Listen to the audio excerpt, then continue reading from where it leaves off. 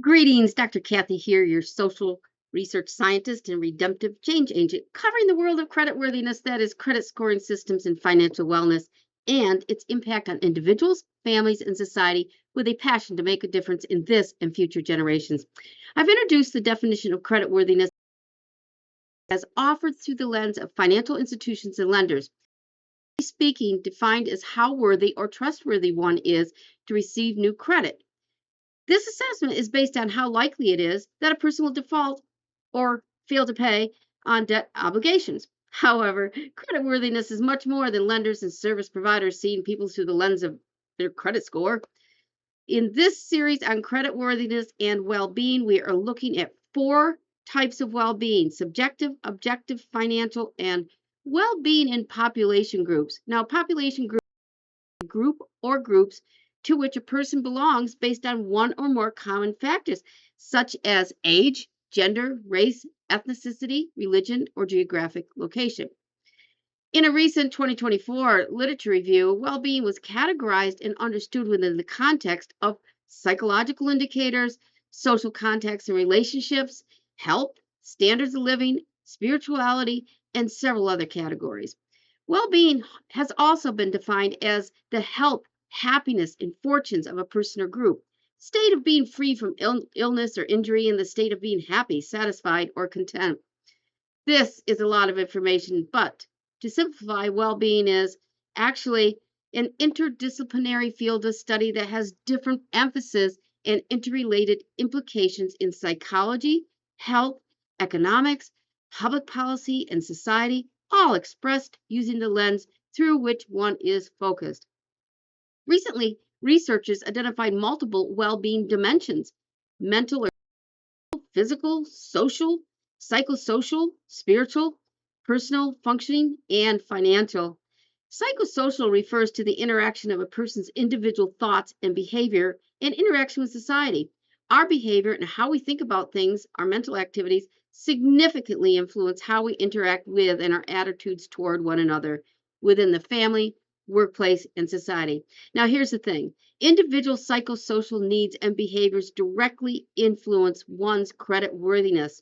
For instance, if one has high levels of stress, depression and anxiety, social isolation, or poor relationships, the ability to manage one's spending and responsibility for paying debts is compromised.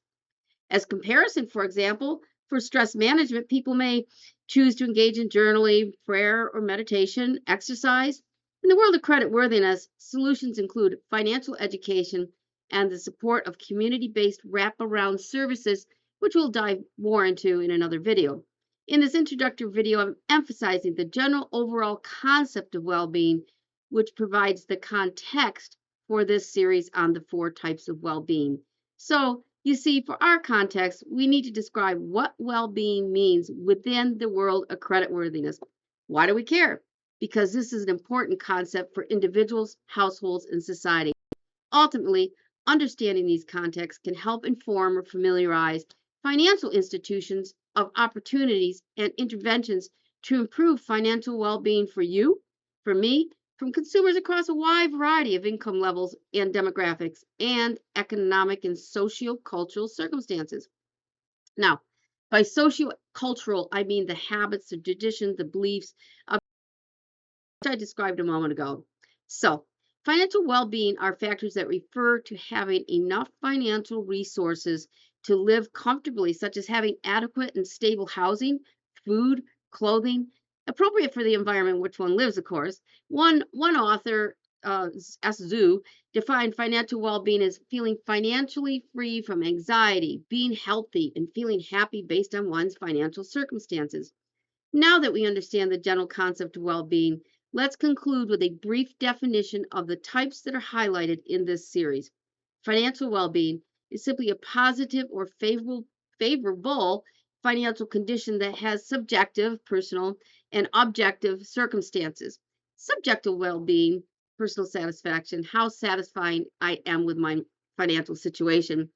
Objective well-being is the actual or factual financial condition and well-being in population groups, wherein population groups refer to the group or groups to which a person belongs, again, based upon age, gender, race, location, as I mentioned above.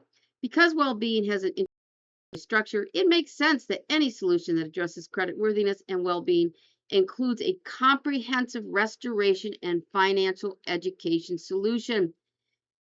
This solution includes community-based services throughout the continuum of care, referred to as wraparound services. Some credit restoration community network partners should include housing facilities, educational institutes, banks and mortgage companies, workforce services, social services, minority business development centers, faith based organizations and churches, and so on. This overview included a lot of information on the relationship between creditworthiness and several types of well being.